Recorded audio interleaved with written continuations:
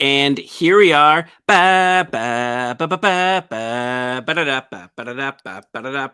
you like that in the background of the intro? Yeah. I was like, it kind of brought me right back in. I was like, yeah, it's like in case a you nice didn't hug know, from an old friend. Yeah. In case you didn't know what you were watching, there is a subtle punch right in the mouth. Tyler, thank you so much for being here. My name is Ged. This is Fabulous Flicks, and we are doing something a little bit different for the foreseeable future.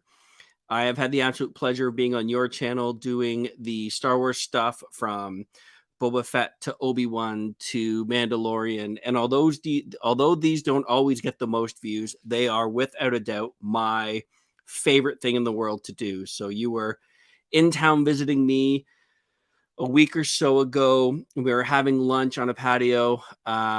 And we kind of tossed around the idea of, hey, wouldn't it be cool if we did this only instead of Star Wars, we did it on my channel, and we did it for House of Dragon as well as the new Lord of the Rings show coming up. So every Monday, Big 9 shows, o'clock. Man. Big shows.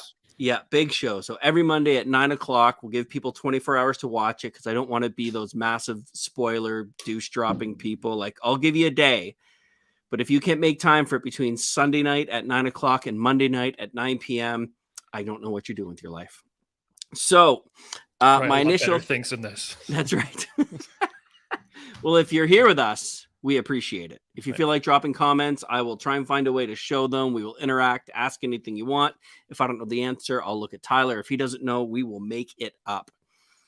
So we're going to follow a little format as close as possible. It's called Who, What, and What the... Can't really necessarily say that, but you kind of get the gist of what we're doing. So it's who, what, and what the. So first of all, who. I don't know about you, but every time you would watch a Game of Thrones, I felt like it took 2 viewings just to figure out everyone's name. So I'm going to go through a list of people's names. I want you to tell me your first initial thoughts, and then I'll jump back on them, okay? Yep. All right, so first things first, obviously, and I'm probably going to mispronounce all of these, and I've watched this thing twice and looked it up online. Jaehaerys, the Old King, the very beginning. Short-lived character. Yeah, it was just all set up for me. I don't have an opinion either way. I think it's interesting that they set it up with this big decision. Right, we're talking spoilers, right? 100%. Yeah. Spoilers. We don't have any animations, but spoilers. Yeah, and like it's kind of not odd, but like it seems like Game of Thrones had this question, and now this question is raised in the intro, and they obviously go the route of the male because there's never been a female leader, although it always seems, I feel it's not like they can't. I feel they're in contention for it. Well, there's a reference, right? But they just never get tradition. It. Yeah, why mess with tradition that's over 100 years old, they said. But right? they're not, but it appears they're not 100% against it though, because they obviously are always in the running for that seat of power. Yeah. But anyways, yeah, he doesn't have the courage to choose what, the queen that never was. And we get the next generation, and they're it's the exact same decision again. But that was my thoughts. Yeah, no, I agree. Next is Viserys, the current king, the one that was selected over his sister Rhaenys, the queen that never was. So how about Viserys, current king? I'm curious your thoughts on this one because I have a couple interesting ones. So let me just go off the rails here for a second. Mm-hmm. Going into this, you obviously expect Game of Thrones to be brutal. Mm-hmm. And Viserys kind of has this kind of calm demeanor on him, which I think is, if you look at the previous kings and queens we've seen in this show, they maybe not have really had that. Yep. But just knowing the world they live in, stuff is going to, potentially get vicious. And this first episode, I'm still going to talk about it later, but I swear I've been watching some soft TV shows lately because there was some uncomfortable scenes. I need to get desensitized 100% to what HBO is going to give us. Yeah. So, I thought he was good. I thought he's I don't want to say mysterious, but you kind of don't know. You kind of feel for him a bit, and then you don't know which way he's going to go.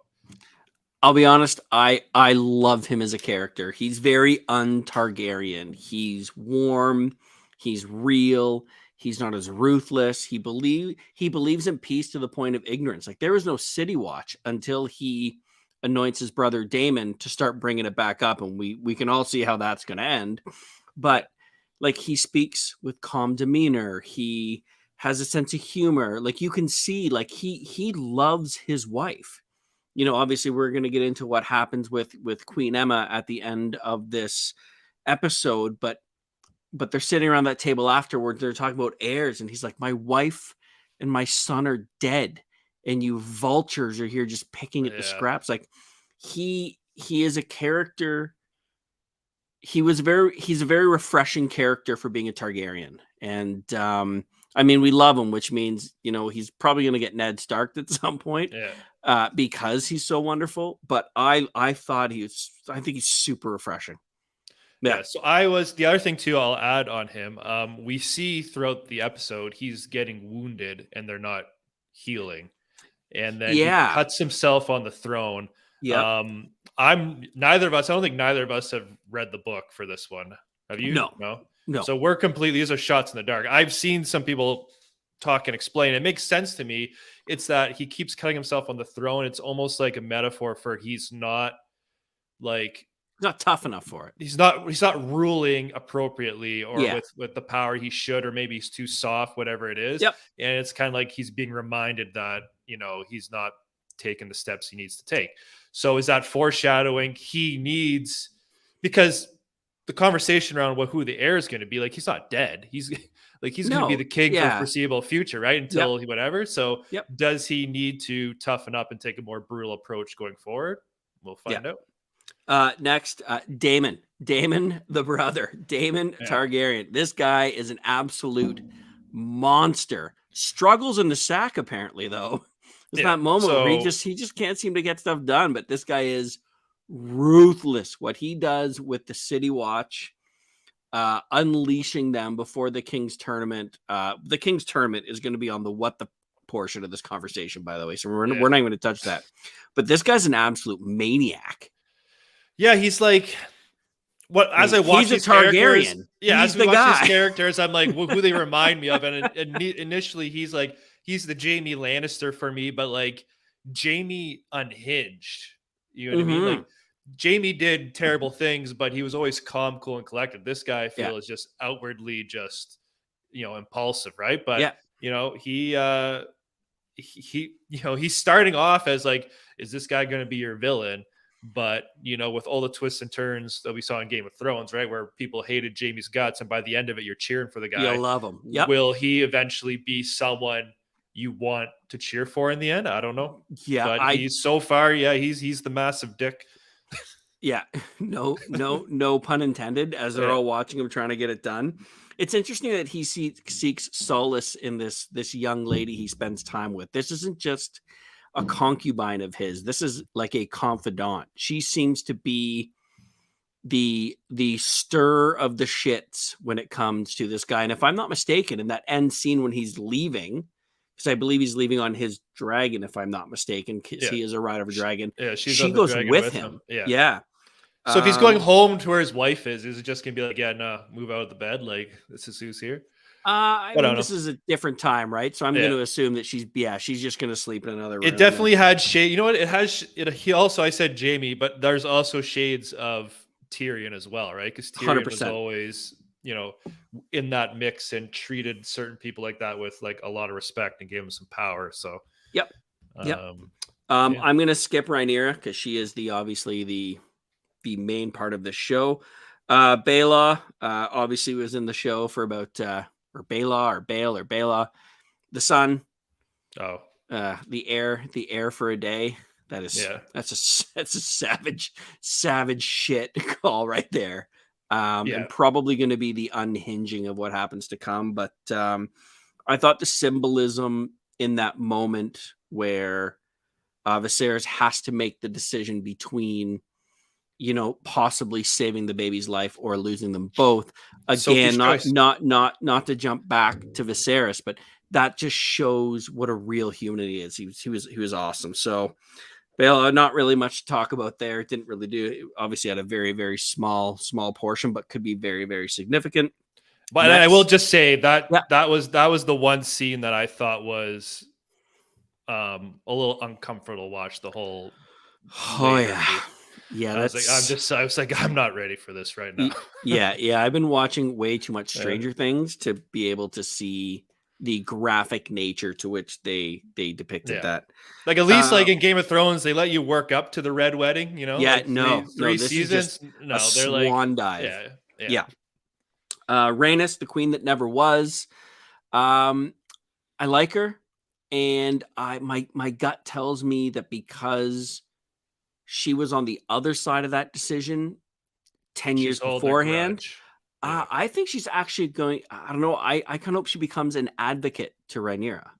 I could totally see her being an adversary. I think she still thinks, and her husband still thinks she should be the rightful ruler. But she's older than Viserys. Like, why would she have claims to that? Like, they literally they talk to Viserys like he's going to die next week. Yeah, but if she gets named officially heir, then that's when the poisons and the knives come out, right?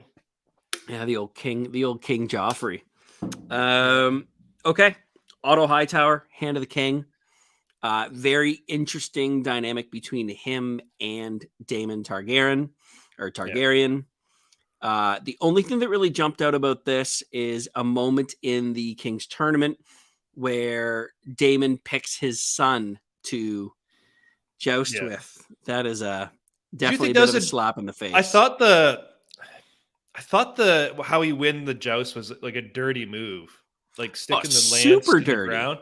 Yeah, and then I don't logically know if that's allowed. I know. I'm like, when is it allowed? Like, no one acted like everyone's celebrating for doing it. But then I'm like, in my head, logically, I'm like, if I'm reaching a lance straight down and you're reaching it straight forward to hit me, wouldn't you hit me first before I? It's possible, depending on the angle. Yeah, Dwayne Hightower is the young knight. That was a total cheap shot. Obviously, Otto and Daemon have a massive grudge, which is going to only get more so throughout the series. So as the Hand of the King, he would be he should be the second most powerful person in the realm. Correct. Although, as we saw with like Ned Stark and stuff like that, sometimes that doesn't matter when it comes to blood, and his main adversary is blood, the king's brother. So yeah, we'll 100%. see how. And then, what did you think about him telling his young daughter to go put on one of his that's gonna be part of the portion of this. Alicia Hightower, the daughter, that is the young daughter who you were just referencing. I completely misinterpreted the opening moments of that show. I thought that they were like itemish, but that was obviously incorrect.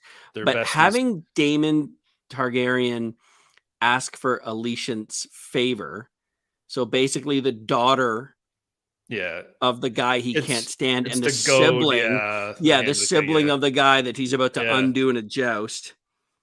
And then the dress scene, we'll talk about that in a minute because we're almost done.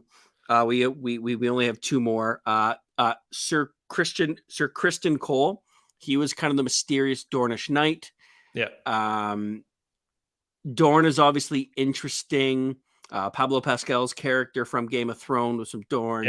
Maybe the coolest character in the entire series until he got a little arrogant and had his face bashed in by the mountain. What was his name? The Red Viper? Is that what he was? I forget his name. Shoot. Anyway, super cool character. This mystery knight asked for the princess's favor. Very cool. I think he's definitely obviously going to play a huge part in what's going on. So we're pretty much all done. One comment on him though. Yeah. And this is the beauty of Game of Thrones with how unpredictable, and sorry, I keep saying Game of Thrones. I know it's a different show, but same universe, on how unpredictable and brutal things are. Was there any part of you that after he beat Daemon and then was looking up for the favor, was there any party that thought he was about to lose his head? from Yes, behind. I 'cause absolutely was Damon's sitting there being like disgusting. this. I'm like, this guy's dead the Yeah. whole time. And then it didn't happen. So I was like, oh, that was like I was on the edge of my seat just waiting for this guy to just get, but yeah, Yeah. it didn't Yeah, happen. and So he's mystery. Like I said, there's so something about the maybe he has a Dorns, right? decent role to play in the future that, Yeah, he no, I survived the definitely hope joust. so. So Yep. yeah. So yeah, and obviously Rhaenyra, main character. Again, just full confession. When I watched the trailers, I thought she looked like a plastic doll, and I was actually my expectations were very low.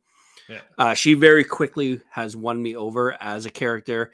That opening scene with her flying Cyrex, her dragon, has the Dracarys command. Like there is something She just said Drakara so well. You know what I mean? Dracarys. Yeah, it was very. I thought she did a good, and like you knew it was gonna happen. I'm waiting Yeah, for it, and then she dropped it. It's like, yeah, yeah, and she speaks old tongue with her yeah. They're uncle. speaking Valerian, right? Yeah, they're speaking Valerian, so there's obviously a very cool connection between Damon and Rhaenyra. Now we know that the Targaryens are historically very incestuous. I really, really hope that this is not the Got path you got they to go preserve that down. bloodline. Yeah, I must admit, I mean, I know it's the Game of Thrones universe. I know we're going to see some stuff. We're going to talk about it in a minute. That was this side of absolutely disgusting, but I Yeah. really hope they leave that part out of it. My gut tells me they will not, unfortunately, because they made such a thing in Game of Thrones about Targaryens being so incestuous, right? Yep. Okay, so let's get into a couple key moments and then the what the part of it. Let's just cut right to the Alicia Hightower being asked by Otto Hightower to go comfort the king in his chambers. Like she can't be 15 years old. Oh no, Kelsey literally leans over to me and says, "Tyler," and this was after obviously the labor scene, and he just says, "If the king rapes that 15-year-old, I'm done with this show." Yeah, Like this is an we're instant no for me. we're halfway through episode 1, and she was almost willing to just give Yeah, up on it.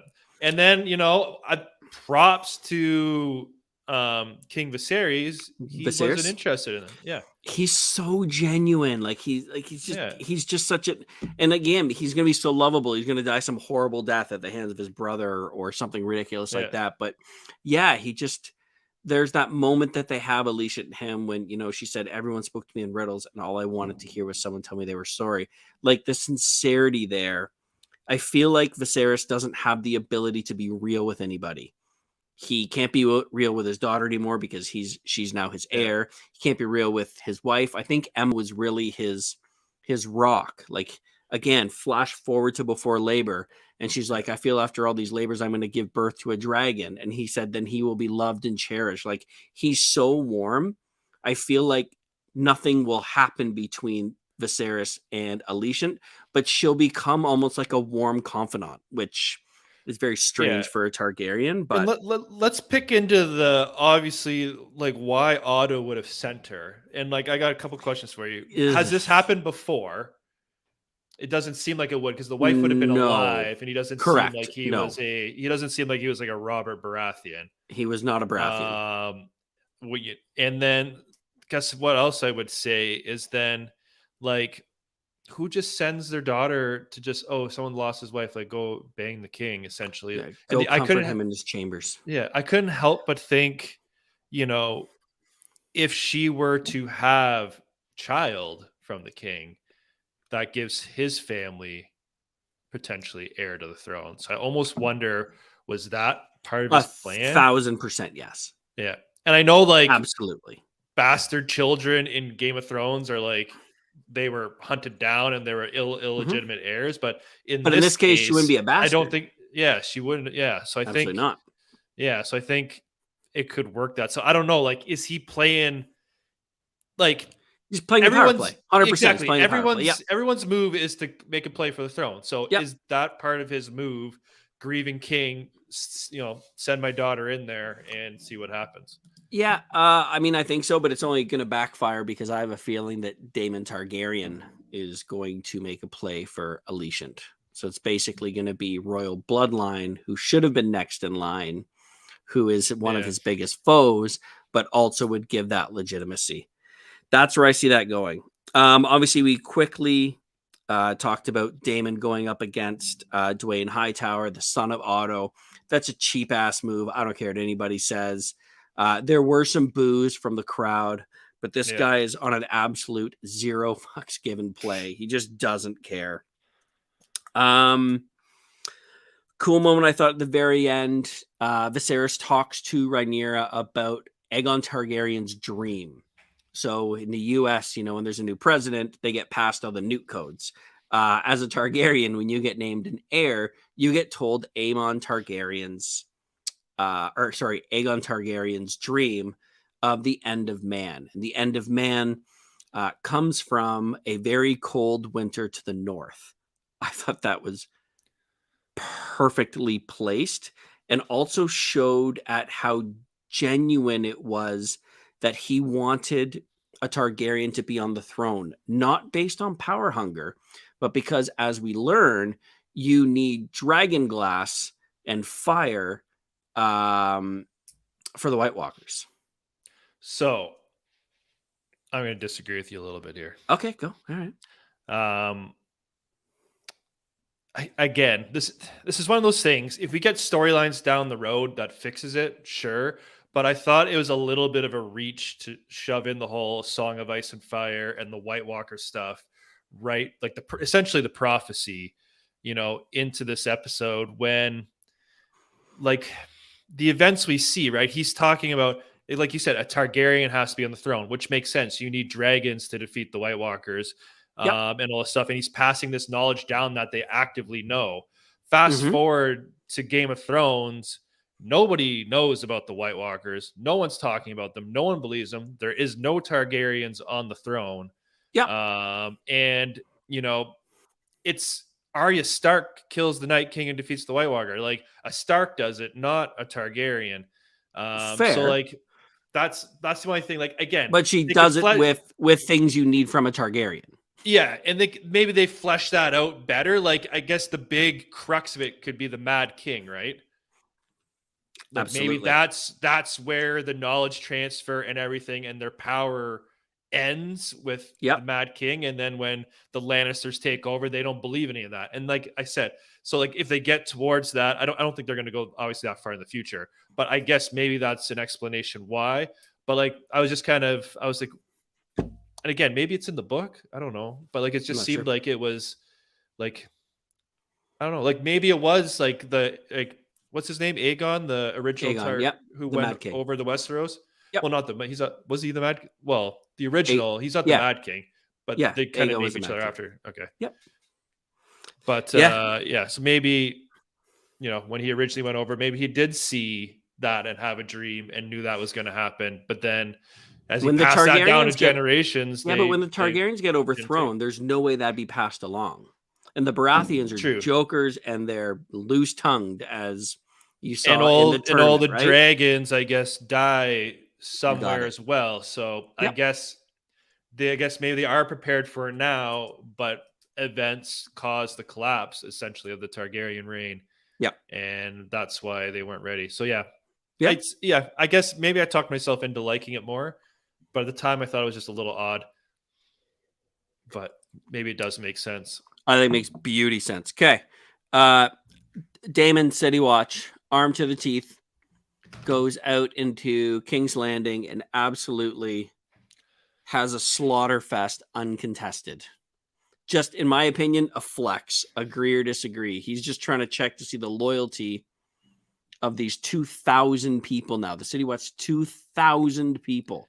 Well, I think he's demonstrating that, the guards are loyal to him. And at first, I didn't realize, like, obviously we find out later there were like criminals and pickpockets and stuff like that. But at first I was just like, is he just literally going and just killing citizens just to install fear? But no, there was a hit list, obviously, that they went and got. It sets the tone for his character, and it sets a tone for his position of power currently in the show. Yeah. And they even speak to it in the council. They're like, how did you let your brother like when he's yelling at Otto, like how did you like convince us to let him lead the Kingsguard, because now Yeah. he controls the army.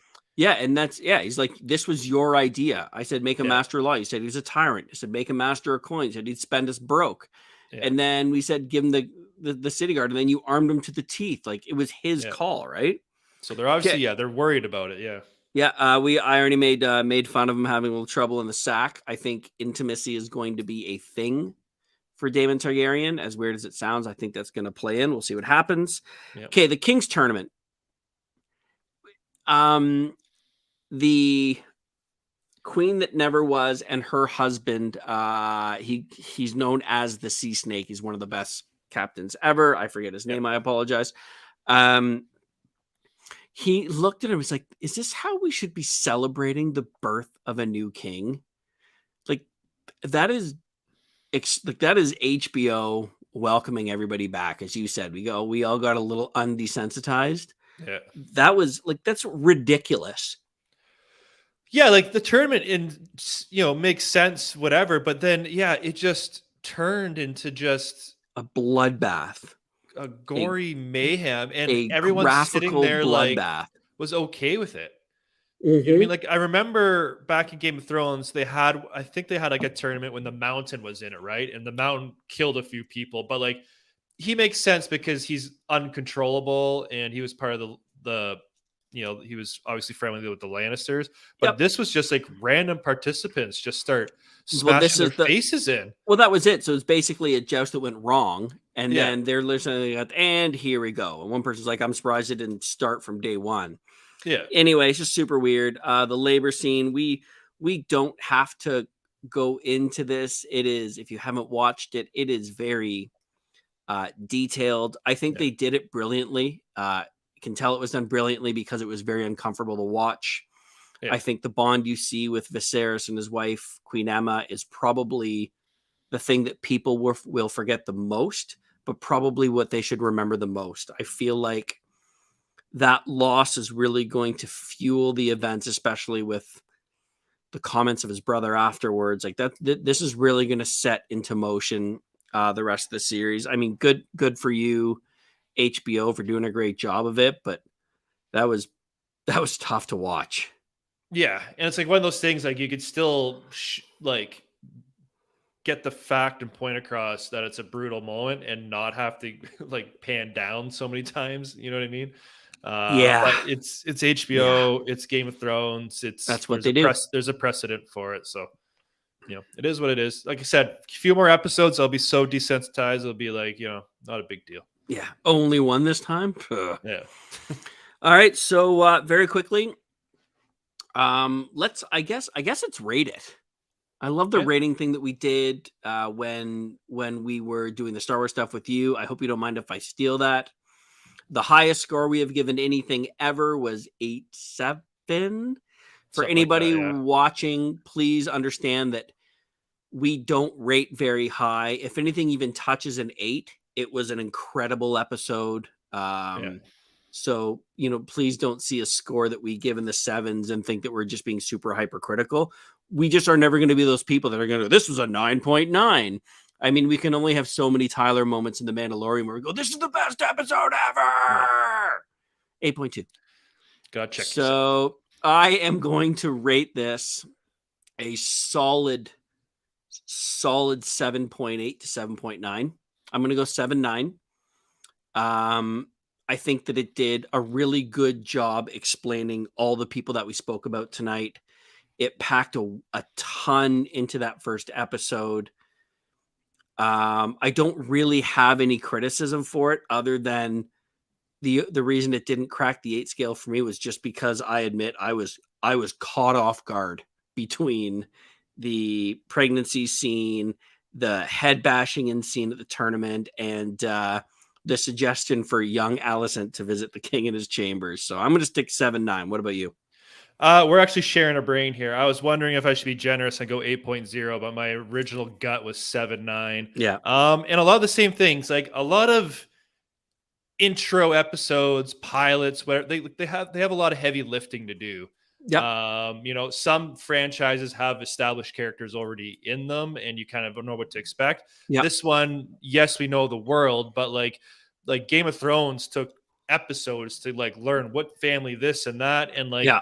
at least we have a little bit of that going into this. But still, I thought they did a good job of really introducing what I'm assuming are all the key players, what they have at stake right from the get go. You know, Mm-hmm. really introduce us back into that brutal world. Yep. I thought the CGI for the most part was pretty good. Yep. Yeah, like I'm interesting. I'm invested. Like I want to see what happens next. Yep. And I think once we get the story starts rolling, we get our twists and turns. Yeah. I'm assuming our ratings will probably be a lot higher here on out. But yeah, I mean, we waited how many seasons to see someone ride a dragon? We got to see it in the opening scene. That was my favorite part. All right, so I'm going to wrap this up because it's about 30 minutes. I don't want it to go too long. For anybody that tuned in, I saw you guys jumping on and off. Thank you so much. Feel free to drop comments going forward. We will get to them. You can make fun of us. You can ask questions. We can banter a little bit. We are going to do this every Monday night. So a day after the episode gets released. Rogue Leader, Tyler, you have 10 bajillion subscribers. If you guys are into Star Wars stuff, please check out the Rogue Leader. Guy's got an unbelievable page. I've been following it since day one. I've had the pleasure of being on a bunch of your stuff. What do you got? What do you got going on? What do you got new going on right now? Not a whole lot. Well, good. Well, see you later. Yeah. No, I was telling you off air, my computer blew up 2 weeks ago, and I was basically waiting a week for a new one to come in, and then I was visiting family and stuff like that. So I've kind of been on like a little bit of a little vacation from the vids, but I'm looking to get back forward into it, and yeah, I'll have more Star Wars content coming out. And yeah, thanks for having me on, and it's always great to have these live discussions. And yeah, I loved it next week. Yeah, and again, thanks for everyone that tuned in, whether you tuned in from the entire time or even just a couple minutes. Really, really appreciate you. We will see you next Monday at 9 p.m. Be good.